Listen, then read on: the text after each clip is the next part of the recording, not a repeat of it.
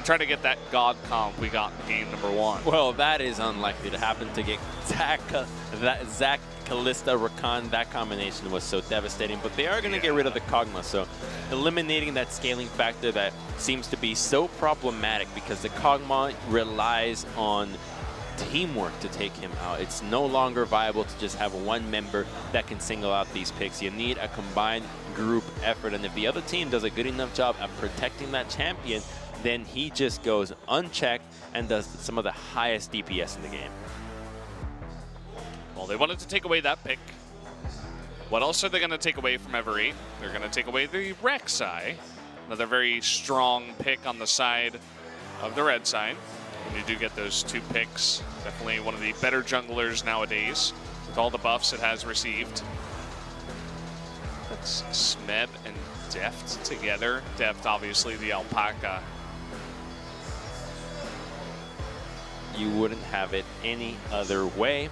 Same with Caitlyn being perma-banned on red side. I think that every team will first pick Caitlyn if left up, barring the exception that maybe Zach is also available. But to leave those 2 would just be unthinkable. And so Thresh gets banned away from Ella. Even though he did get caught so much, it does offer a tool to mitigate some of the attempts onto the bottom side. If it were played better, the Lantern could have come in even more clutch. You always have Flays, your hooks to disrupt so much. So I get the ban. It's also Mata's most played support. And so as KT, they have to at least recognize the potential that a pick like Thresh can bring to the table, and that's something that what they're cooking up in mind, they don't want to deal with. And with Kalista being the first rotation, yeah, it makes sense. Don't give up Thresh. The question is, what will they respond with Ever8? In game number 1, we were in a different spot because they were going up against the Zac, and they went with the jungle Jace and something else. I don't exactly remember what that pick was, but they're going to mix it up here. They're going to take away some of that front line away from the side of KT. They snatch up the Sejuani, so Squirrel will be forced onto something else. Yeah, and I get the feeling that maybe this is something that KT would have been okay with in giving up the Sejuani and Braum. So already we see remnants of the composition that Samsung started to bring out between the Braum and Sejuani. But this means that KT can accelerate the pace with a different pick. You've got Kha'Zix, you've got Lee, you've got the Nidalee. And while those don't offer anything for a team fight, for the most part, maybe Lee Sin does, pardon me, but what they allow KT to do is be aggressive all the time. No reliance on cooldown. Sejuani needs her ultimate. Hey guys, we can't fight for a minute. Need my ultimate again. Sorry guys, it's like the one guy that just never wants to go out to, oh sorry, I got this to do. No, sorry, I can't do it right now. That's Sejuani. She needs her ultimate to fight. And so KT, that can get these leads early, needs to be pressing the matter a bit sooner. And if they can get their hands on the Sejuani, or not on the Sejuani, but on a more aggressive pick that isn't as reliant on the cooldowns, we might see an explosive game. Well, they pick up the Rakan here. That Rakan Kalista lane, they had a lot of success with that early on in the game of game 1. And they also pick up the Jarvan. So at least in this series, we've been seeing a lot of the same champions be picked up in different orders, trying to snatch up all those OP engaged champions, I suppose, that big front line. And finally, we'll have a Varus, it seems. It would have great synergy with the setup from Ever, and now there's no excuse to pulling the trigger. You've got Chains of Corruption on top of Glacial Fissure and your Sejuani ultimate, so there's plenty for them to engage on. And right now, the Jarvan pick gets to serve as a deny. 2 games in a row of carries into the top side. Jarvan will have an easy time into the Jax. We have seen that matchup before. Camille will be okay, and same with Fiora. So he's got no issues with taking this matchup, denying it away as going to be the pinnacles of tank and utility for this composition that Ever8 was looking towards. And I expect a Kassadin ban again here from Ever, as we saw in game 2. But for the rest of the KT lineup, not so sure. Well, they take away the Jax. After seeing Keen on that in game 2, they say, nope, that's not happening again. You were just all over us with that pick. So they take away 2 of the picks that were the big carries in that game, the Kog'Maw, the Jax. And they're just going to not allow Ever8 to play them. well, they're getting rid of the scaling. They just don't want to deal with these champions that they cannot account for, that they have a ticking time bomb on them. And the Jax into Kalista, she just doesn't get to even apply the Ren stacks. Counter-Strike is so potent against her that it's just a nightmare to deal with. And Shen, out of all champions, gets removed. So a curious ban coming out of KT, but that means that no, it's not going to be a card. You're not going to blind that big. Well, no, it's still here. You banned out Camille, you banned out LeBlanc and Kassadin. Not going to go with Karthus, which points us to question maybe an Orianna here for Pawn. It could work. Would have to worry about Braum, but it would have good synergy with the Jarvan. Yeah, I'm curious to see what he picks here. We've seen Pawn go on to stuff such as Victor in the past. Are we really going to see this Yasuo? I doubt it. You're getting too excited for the hover hands. I'm getting baited tonight, man. Just baited all over the place. And we do have that Gragas picked up. I'm surprised we haven't been seeing that a little bit more often. Definitely another one of these big engaged champions. Just to add to the the plate you've already got. Wait a minute. This could be dangerous. Uh-oh. Okay, so great. It looks like a lot of engage for KT. But where's the damage? They don't have damage on this composition. It's Kalista. If this game doesn't snowball, KT might be seeing the same fate that happened in Game 2, where they just did not have enough to take down everybody. Granted, they did play or misplay the team fights tremendously, but this time around, Galio, Gragas, and Jarvan at one point will become next to irrelevant when you have Braum with exhaust to mitigate a lot of the damage, and now so much relies on Deft getting ahead. Sure, if he gets ahead, this could be huge. We have seen what a late game Rage Play Kalista can do. KT's no stranger to that when Jin was just going all over them with the Yasuo and Kalista combination, but this is a bit worrying for me. It definitely is. I was surprised to see this Galio pick at the end as well. We were thinking, you know, maybe the Orianna, Victor, some kind of big damage that can add to the composition, the engage that you already had. Did you need a fourth engage champion? I don't know. I don't really think so, to be honest. But we'll offer some nice global presence from the mid lane. It can match the Talia, so you can kind of follow her around the map if you need that to be. It adds to the front line. It is putting all your eggs in one basket, and it is a confident move, but I can kind of see the idea behind it, at least. It's not like they picked Karthus. Yeah, but normally you want a carry with your Galio to be able to go in, kill somebody, and have a one-on-one threat. But Score isn't on Nidalee, isn't on Kha'Zix, isn't on Lee, isn't on somebody that can threaten a 1v1 kill on anybody. He is instead on Gragas, which means that I think KT just want to go bot lane 24/7, and there's going to be hell raining down on Duel and Ella, but they have the tools to prevent it and defend against it.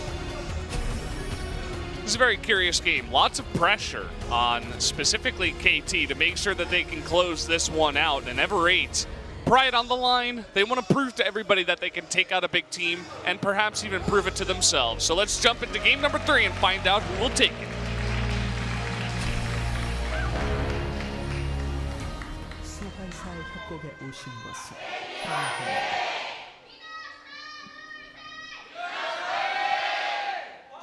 Here we go, guys. Game number 3. Ever8 versus KT Rolster, and Ever grouping up as 5, looking for a play. It's not going to work out as they're spotted by Pawn.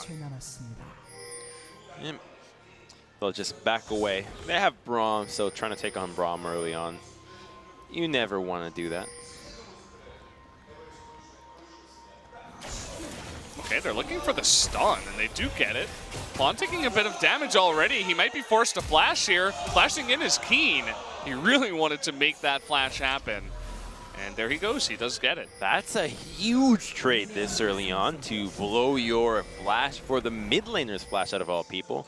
Scepter will be able to get some harass down onto Pawn this time around, but I believe that Keen's flash would be more important this time around when you're Jarvan, when you're laning against Jarvan and have Gragas as the ganking threat. It puts you in a really tough position that now Score clearly has a target set onto the top side of the map, and Malrang will have to look towards Pawn to make the most out of that early flash, but Pawn is a lot harder to kill than Keen. It's kind of a curious play. Might have just been an emotional response in the moment. He knew that he couldn't really pick up a kill, obviously. It was just trying to make that happen, make that flash get down on Pawn. Saying it was an emotional flash. He was dealing with a lot, you know. Had a hard time. He was feeling emotional. He just felt like he had to flash. It happens. We saw a pretty crazy first blood the last time in the bottom lane between this duo of Deft and Mata on these two same champions, and they're going to do it again, but Unbreakable is up this time. We're not fighting the super weak Zyra in the lane anymore. Exactly. It's no Zyra Cog that can't defend themselves. They have better protection tools between Unbreakable and the slow from duel to hinder any attempts on committing for that. So they'll continue to lane safely, and now Keen willingly has to concede lane pressure, not having his own flash in this lane. Although pings are going out onto the top side, as long as he doesn't use his hook shot aggressively, he should be fine. He's playing with fire with no ward, and the timing there, moving up to get the cannon minion, but either way, he's not punished for it, as Score is not going to come up into the top lane just yet. See that Malrong is nearby. Wouldn't have been on time to respond to any kind of gank. Just notice the way that Smeb is playing this lane out so well. Going for Q harass when he can line it up with minions that are not going to get last hit. He shreds Keen. Anytime that he walks up to CS, presses W to slow him down, keep him there, guarantee yourself to hit him with that passive auto attack. And he's already got a nice chunk of CS ahead of him, and Keen no longer has any charges on his flash, so he's going to have to base real soon. And this draws the attention of junglers topside that are unlikely. Oh, wait a minute. Okay, they have vision on Malrong here. You can see that Score is going to follow up. They want Keen. The teleport coming in for Pawn, actually, and there's going to be an easy first blood cleanup. Can they get the play? They're trying to get that taunt, and they will get it to flash in from Smeb. It's going to be 2, and here comes Septid. Nice seismic shove, but he doesn't have enough mana to follow up. He can't kill these tanky targets, and that is 2 big kills for KT early in this game. They were not tanking the tower, so they get out, but oh, what a lack of foresight. They have no flash onto Camille. They are going to be at a disadvantage in these moments. She was already low. She wasn't in a position to take a fight with the minion wave there. And Sejuani wasn't even able to use her Arctic Assault to cover the distance into that gank. So we're going to look at it again, and the attempt comes through, but Sejuani already, there is no chance of actually getting this to happen. The second that Graga shows up, they know they're dead, but it's already too late. Malrong has committed. Pawn gets to be in range without flash to hit that taunt. And Septid ends up even burning his own flash, thinking that, oh, maybe somebody's taking turret. But in the end, a 2-for-0 in the worst lane that ever would want that in. Yeah, you were talking about snowballing very, very fast for KT. This is definitely one way to do it. We go back to that emotional flash that allowed Keen to be vulnerable in the lane. And it was good timing by Score, too. He didn't go for the earlier gank. He actually waited until he thought Malrong would be there, and he was right on the timing. And right when Malrong goes in, they go for the counter gank and get a double kill instead. Well, you got, with the second you burn that flash, you've got yourself a target, right? It's like you're in the playground, and then you fight somebody's little brother, and then it's like the little brother's big brother's gang comes right to get you.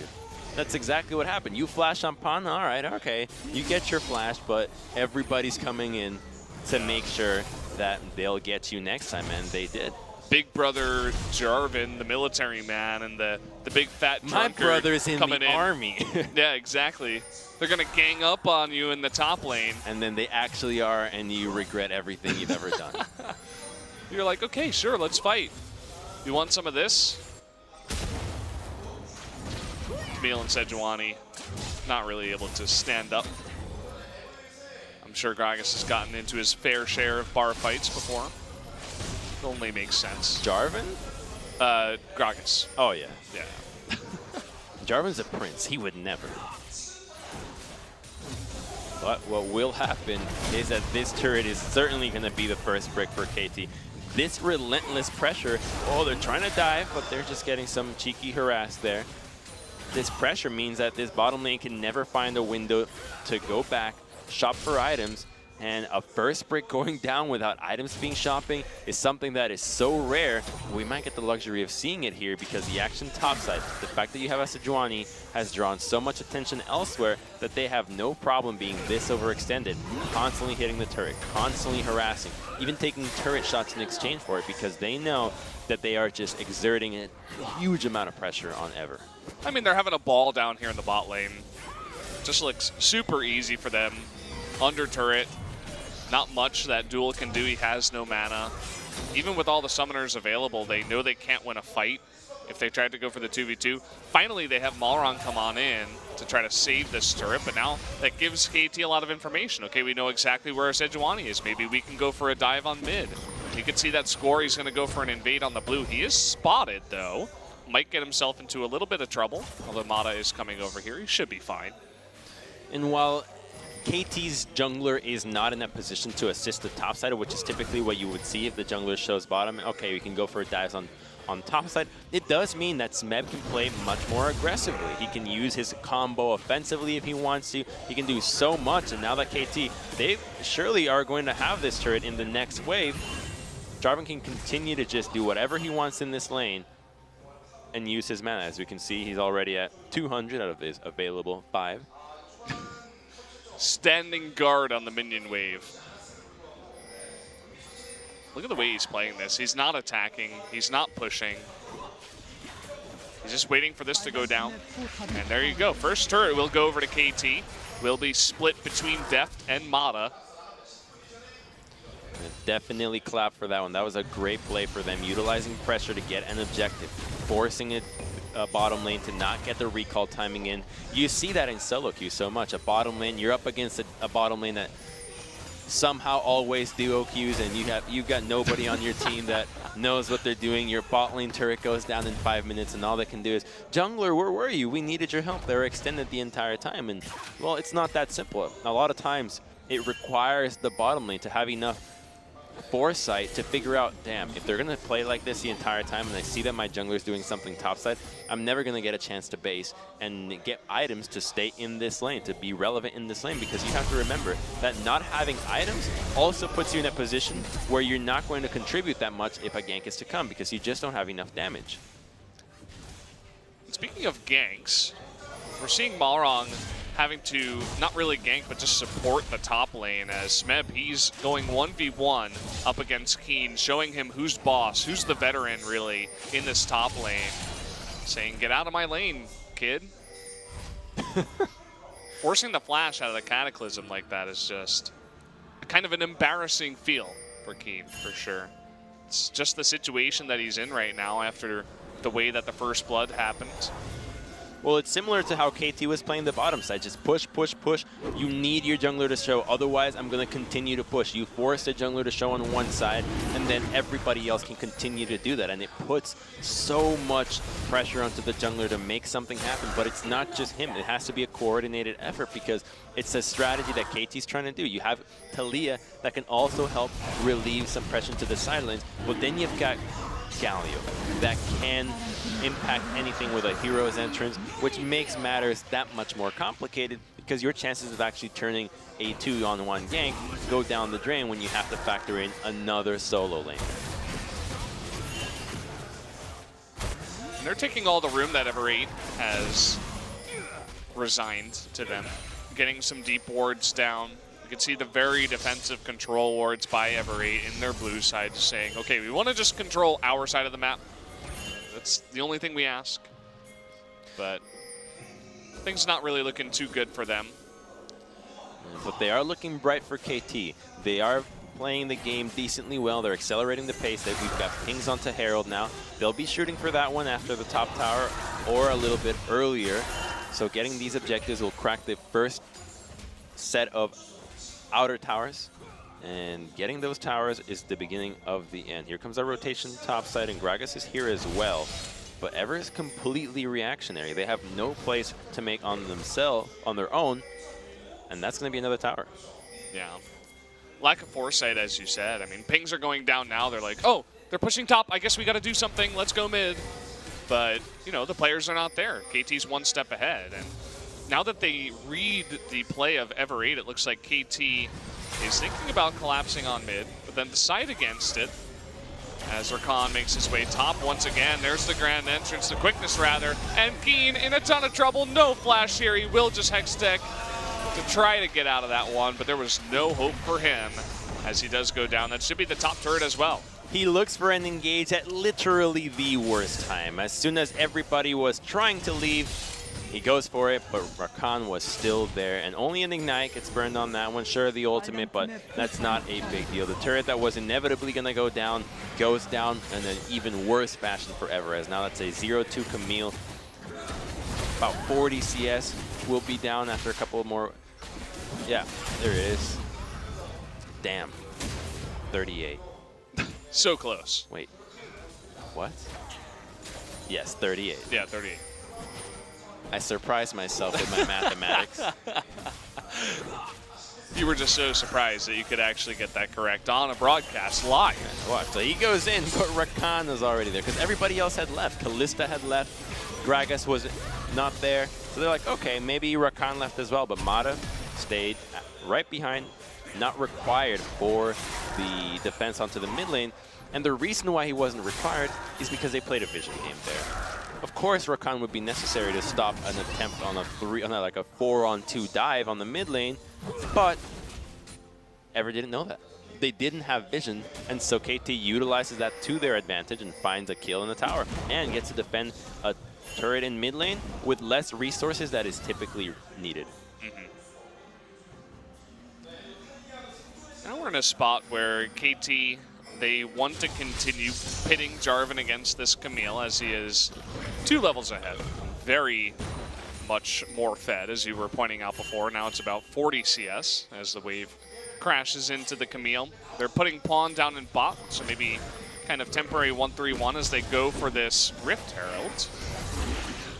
Not much that Ever 8 can do really to contest this. There's no vision around the area. Even if they know this is going on, I mean, what can they really do? What they need to do is stall out mid as late as possible. Hell, they might even think about sacrificing some major ultimates to stop the channeling of this Rift Herald, because their life currently lies on mid tier 1. They need to defend this tower at all costs. If they lose that tower, KT's going to be able to pressure a Baron. They can tank it forever. They have Kalista, so it needs to be in there. But the Herald will be picked up, right? They're not going to. Right.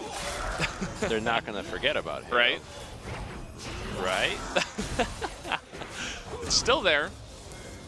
I'm actually embarrassed to say I don't know how long it lasts on the ground. Do you have any idea? That doesn't live forever. It's about, I think, a couple minutes. I would think it would be maybe like 2 minutes. It left. Are you kidding me, KT? Are you?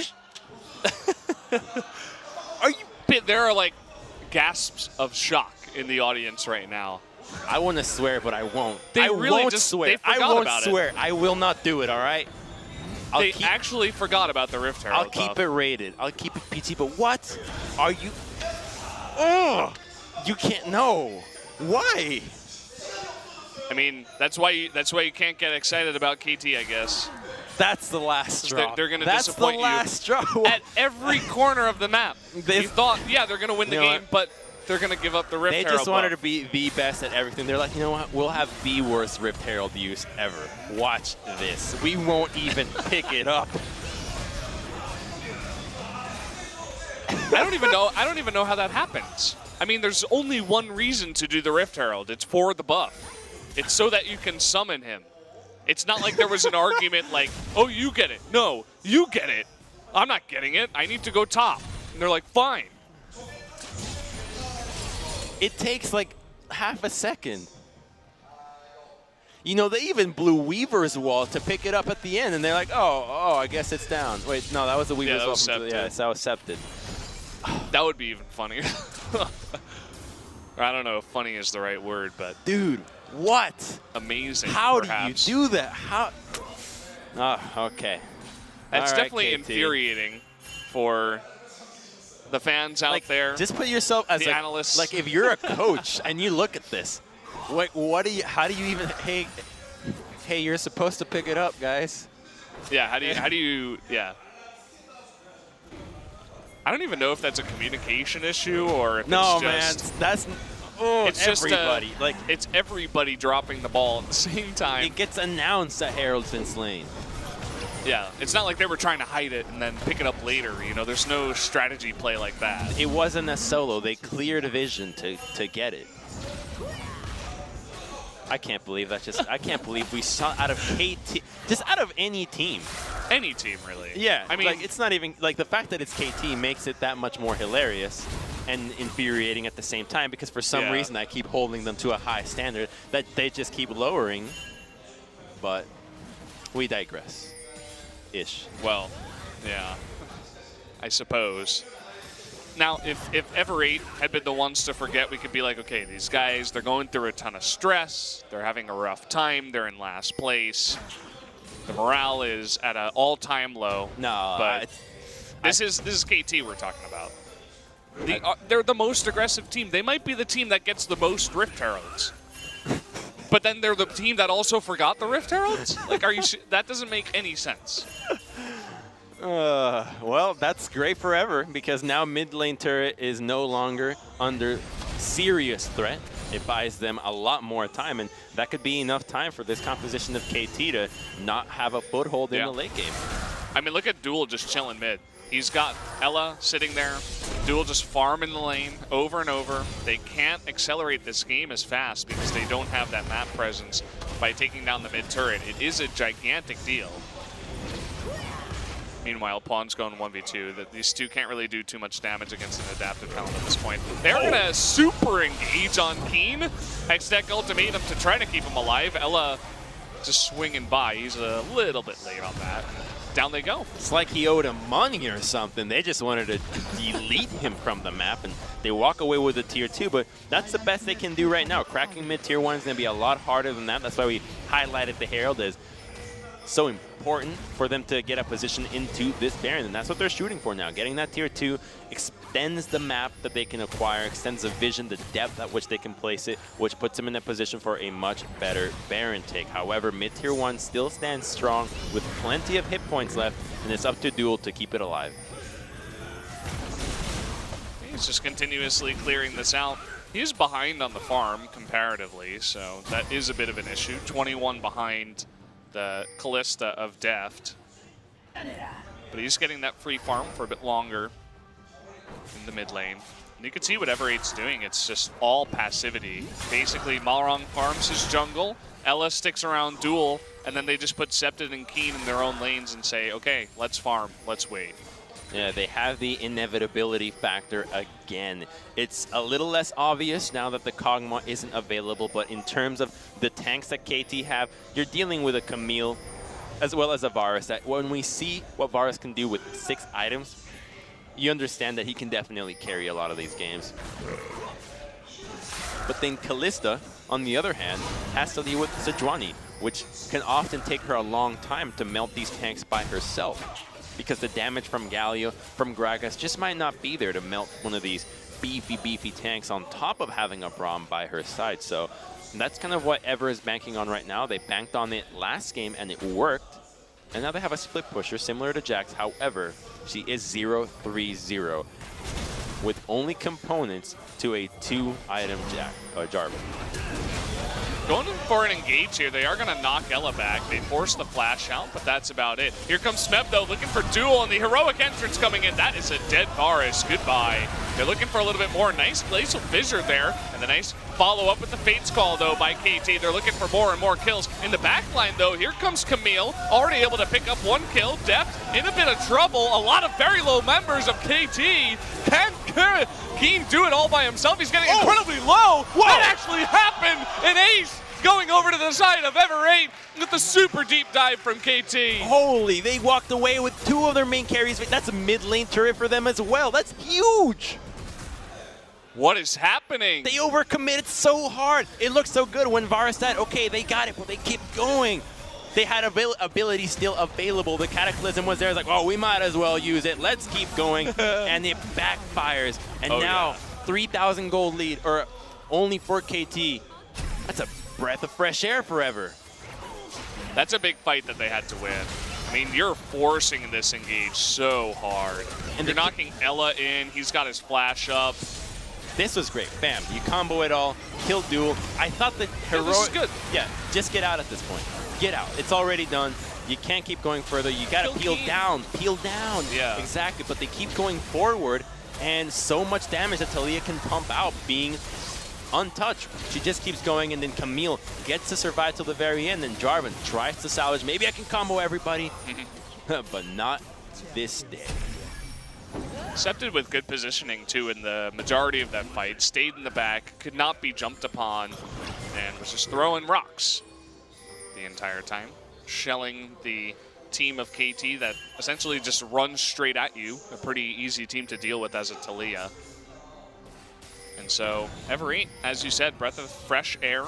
They're staying alive. They still have their mid-tier 1, even after KT dives the mid-tier 2.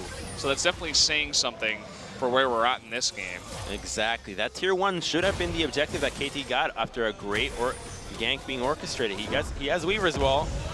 Oh, it gets canceled. Yep. He's dead. Not able to take it. So the best he can do is delay as much time as possible. That's going to be the end of his life. Goodbye. And Ever8 going to group up here. Not going to go for that Mountain Drake right away. They just decide to push the mid lane instead. They can't go for Mountain right now.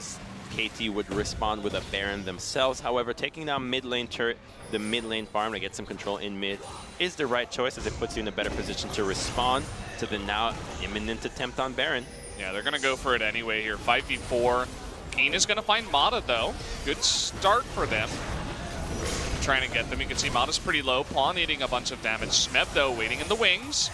Could get this big knockup. He's going to find him. The heroic entrance on 4! The huge knockups. That's the engage that KT was looking for. And this time, Ever8 will have zero chance of winning this fight. Keen gets away with his life, but a big fight for KT. The bouncing castle, and they didn't even have to hire anybody to install it. Smeb was right there, just eliminates him from the side. It's just so beautiful to watch. You've got Mata, you've got Jarvan, you've got the Cataclysm.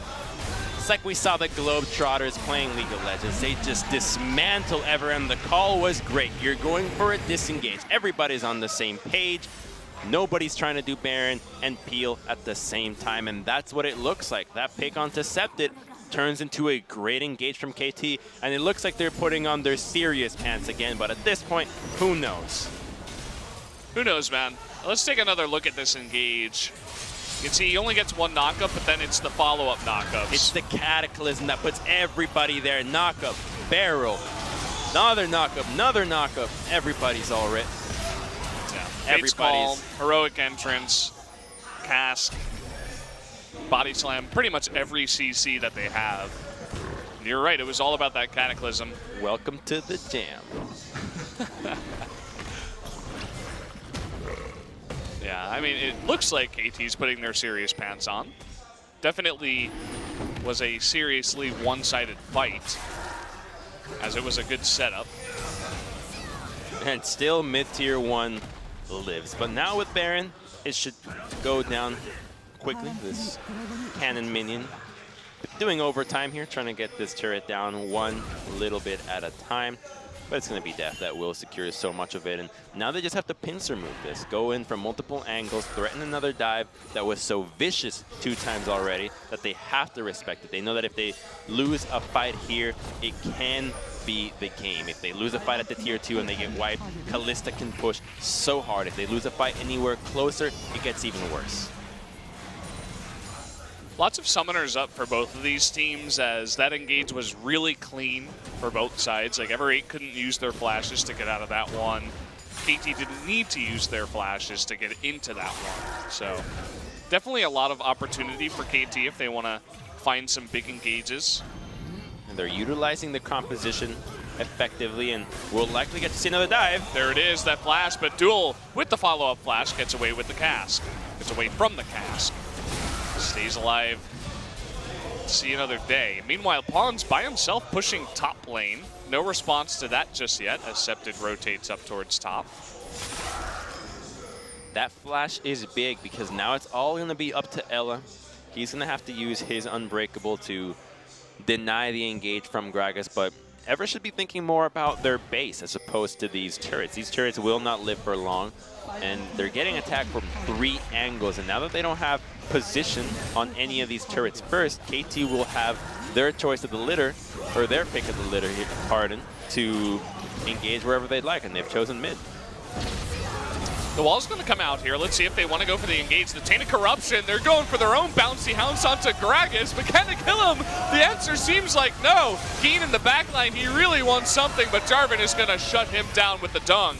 That's just going to be 1 kill, but a very valuable one here for KT. That kill will lead into a Herald. The Fate's Call comes out, or inhib. Yeah, they're going for the dive. Not much that Malrun can do except flash and run away with the Boar's Tail between her legs. And that should be at least 1 inhibitor. Seems like they're thinking about going towards top 2. Here's Smeb face tanking that turret, but lots of healthy members this time around from Ever 8. Baron is up. They're committing the teleport. They're kind of disjointed. They're really forcing this one. Nice play there, denying Smeb from the dive onto Duel, who doesn't have a splash. Some damage being put in back, but the Redemption will heal up a lot of members of Ever 8. Can they actually hold on to this inhibitor? It looks like it as KT looks for the disengage. We'll get that taunt on his way out. But Pawn is being forever slowed. In the meantime, going to be stunned and knocked back. And this time they've got Keen. This fight is going a very long time. Bada getting pretty low as well. Will be forced to flash out of this one. Cass gonna rock the party in the back of the line. Here comes Smeb jumping in, and another huge Cataclysm is gonna trap 4 of them with the follow-up on the taunt. That should be the end of this one. Septid, will he even get away with his life? The answer is no, as he will go down now. And there you go, the ace comes in, and it looks like finally KT have found the answer to Ever 8. That's enough time. CC them to death. Buy enough time for you to have 2 rotations of your major ultimates, and Death goes untouched. Burns all his mana in that fight, just hopping around, still at full HP. Life steals everything back, and it just shows the power of this mid-game heavy engaged team composition. KT recognize their win conditions, recognize how they should play the game, full on engage. A bot's Herald, but overall the result that we expected. They finally do it at the end. They get that win. It was looking dicey in game number 2. They just had trouble dealing with that composition. Definitely something to go look back on, say, okay, this is why we lost. You know, we shouldn't be losing to Ever 8. We got to be careful about this in certain drafts and certain times in the game. So a good learning experience, perhaps, for KT. Sure, but they also, in my book, they found the new low that I didn't think anybody could achieve. The Rift Herald, man. Not taking Rift Herald. That one will go down in history. The first attempt here in LCK where Rift Herald was spared. It's like that's got to be the first time that Rift Herald buff wasn't picked up. Actually, they were just nice because it's the spirit of Rift Herald, right? The essence of. They're like, you know what? We're not worthy, Rift Herald. You deserve a peaceful life. We won't use you for warfare. Maybe that's what it was. Truly humanitarian KT. What a world we would live in if that were the case. I certainly don't think that's the case, but we can fool ourselves into thinking that is the reason. And you were hoping to see some happier faces on the side of Ever, but I hope they did a little bit of studying tonight as well, because it was hard fought. They actually took a victory against one of the best teams in the world. They have that, at least, to put under their belts. Yeah, the level 1 was just so bizarre, and we're going to take another look at this crazy dive into the mid lane where KT starts to use their wombo, CCing everybody to death, but they overdo it. They're going even deeper while Camille is killing a couple of members in the back, gets a lockdown onto Death, and while he survives by a heroic flash taunt from Pawn, the rest of the team is unable to deal with Septid just lingering in the back and still shuts down Smeb. But he was not affected by it because this is one, the highlight. Oh, no chance of survival. It's basically only Keen who could actually do something at the end of it all. And I really think that these compositions that we're seeing out of KT can be nullified by the Taric pick that we saw earlier today. Taric makes everybody tanky, allows you to counter-engage into these compositions, and I think that as an answer to these hard engage compositions, we might start to see Taric grow higher in priority.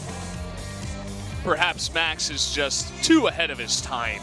That must be it. The reason why MVP is having no success. But I definitely do agree with you. The Taric rather, does make a lot of sense into these compositions. Would like to see some other teams that can execute at the highest level try to pick it up. Pawn with the final bit of flair for fun there at the end, and 10 turrets to 1. So in score, in gold, it looks one-sided. There were glimmers of hope forever, but unfortunately, like their Game 2 victory, it came at the hands of an over-eager KT roster. It was not themselves that found the opportunities to claw back into this game. It was, in fact, KT gifting them. Yeah, I mean, Ever8, they kind of gave up after the Rift Herald went down. They were just sitting behind the turrets, farming up waves that were pushed into him, and that was about it. They were playing super passively. KT handed them one good fight. And at the end of it all, KT did take it in 29 minutes, so we will be jumping into the interview, and I'll hand it over to Jisun right now. Hi, this is Jisun, your translator, and here we have Pawn for the MVP interview.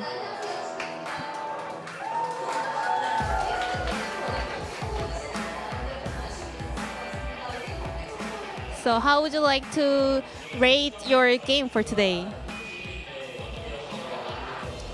It was really important moment for us, but I'm really not satisfied that we couldn't 2-0 for today's match.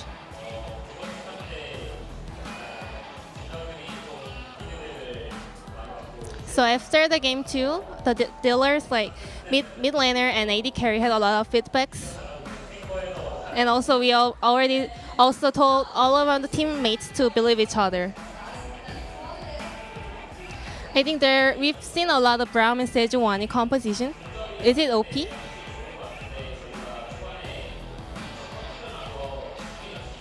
I think it's more about we kind of ruled the game in the early moments, so that worked out really well. Then let's check out who was the MVP for the last set.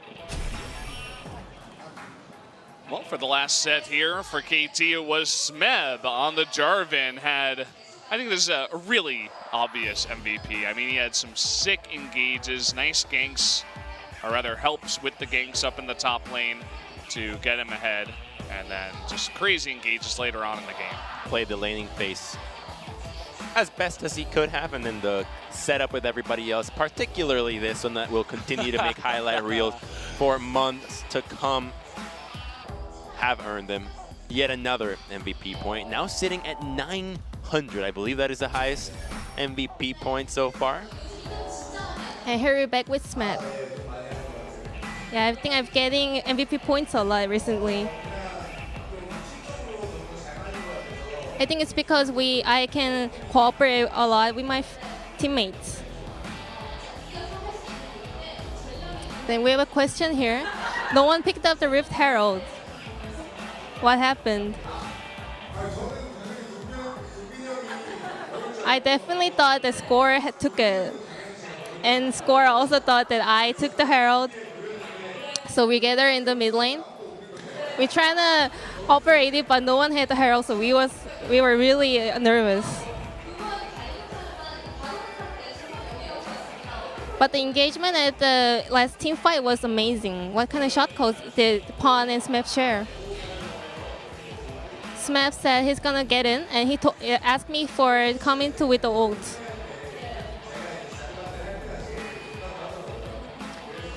And also Pawn said he likes it the best when he plays Galio. He wants me to play Jarvan and get into the enemies.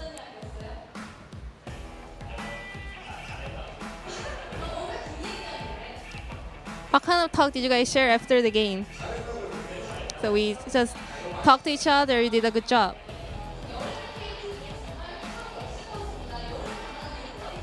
Why are you guys performing so well in the summer? I think we are strong, but we are not that strong right now. We still got more points to get improved.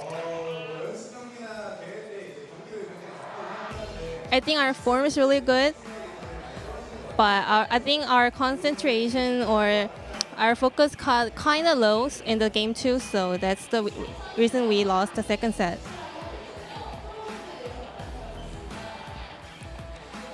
So Kuro is the first place of the MVP. How do you think?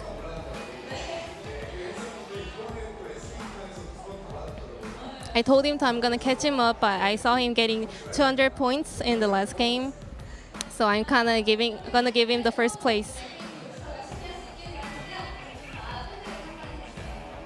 And last message for your fans, please. We're gonna make a 2-0 game next time. I'm really sad that we lost the second set. We're gonna prepare and do our best in the next game. And thank you for your support. Thank you.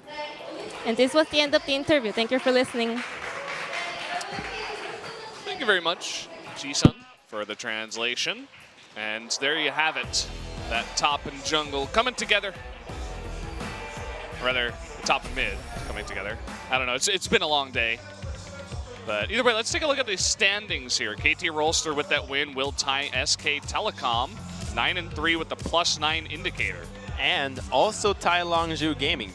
All three sitting at 9-3, so the race to the top is quite real. That's exciting to watch as all four of those teams mingle with each other and play. But then you have a Freaka just lurking in the back, peeking from the windows. Hey, can I get in on this party, guys? I know most board games are 4-player, but I swear I'll be okay. I swear it's all right. Just let me play. He's like the little brother that just wants to join the party, but you're like, no, come on, I'm with my friends. Don't come in here. Eventually, the little brother shows some signs of brilliance, like, whoa, little brother, I didn't know you could do that. But then he goes back to being the little brother and sits on the sidelines. But we hope that one day they can grow up to be a consistently grown brother and challenge the top 4 spots. Consistently grown brother. I hope so too. That Afrika can reach that level because they show signs of true brilliance. They really do. I mean, you see the 2-0, the cleanest we've ever seen Afrika play where they really shut down SKT, but also not the cleanest that SKT has played. So things are very interesting up at the top. It's cool that KT didn't totally falter today and lose to Ever 8. That would have been pretty insane. But every team at the top has been struggling. Samsung, SKT, KT now. Only Longzhu has been remaining consistent throughout the split to say, okay, they're actually trying to get up there, and they're saying they're going to be going to the top. So they're looking better and better every time I see them. I think they do it, man. You know, I'm putting. You've been on that Longzhu boat for quite a while. Yeah, that gives me extra. That gives me seat at the front. All right, I'll be in like the 2nd or 3rd row because I was like, yeah, I think you're right. Yeah, it seems that way. Yeah. But yeah, they're looking pretty good. It was a pretty long day today. We went till about 11. How are you feeling after those games? I think KT made history tonight for sure. Yeah, that was just baffling. I was trying really hard not to just blur it out obscenities when I saw them not pick up Rift Herald. Yeah. But overall, 2 thumbs up. Yeah, would have to agree. So guys, thank you once again for watching. We'll see you next time here for the SPO TV.